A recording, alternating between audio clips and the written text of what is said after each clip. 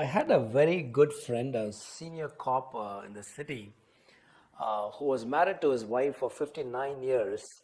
And he mentioned to me one time when we were discussing about conversion, he said, no one can convert another person. If you don't believe that, go get married.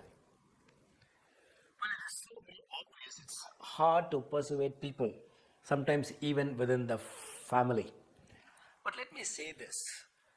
Conversion has come to mean a bad word because people perceive it as something that causes social disharmony, a lack of respect for one's culture and community, which is very sad. Hopefully, that we don't have many examples of such a perception of conversion itself. But if you would ask me, everybody believes in conversion. Let me qualify what I mean by the word conversion. Would you rather, in a year or two, wish that you were better off economically than where you are today? If you'd like, that's economic conversion. So, if you really don't believe in conversion, you should be willing to say, I'm happy to stay where I am, status quo. I'm not going to improve. I'm not going to buy a new car. I'm not going to kind of ask for a raise in my salary. You know what I mean? Conversion has come to mean a bad word, but basically it means change. Or a biblical word, conversion is not a biblical word.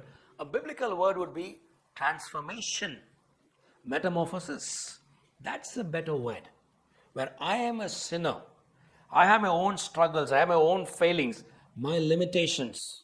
And there is a holy God who says, well, you don't have to suffer the consequences of your sin, but I will forgive you and I will help you be my child.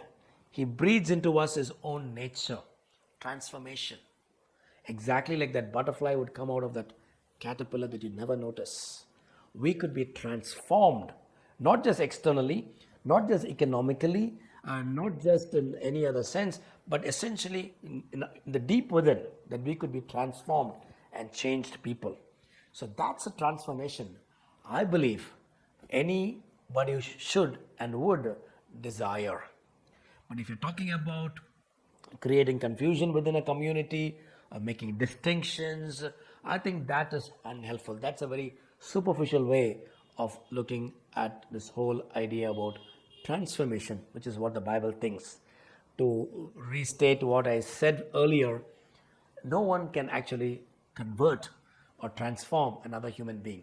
We can inspire people, we could persuade people, but conversion is something that we cannot do on our own. The Bible says God can change our hearts, but even God respects our decision. We need to choose to confess our failings. We need to choose to invite Him into our life. In that sense, the power resides with the individual. So maybe make an informed choice about where we want to go, how we want to go. Because all of us believe in transformation. Nobody wants to stay the same way you were when you were born. We all want to grow, we all want to flourish, we all want to be a blessing, we want to see a lot of change around us. And that's possible. But it's possible when God changes us from the inside out. So transformation is a good word.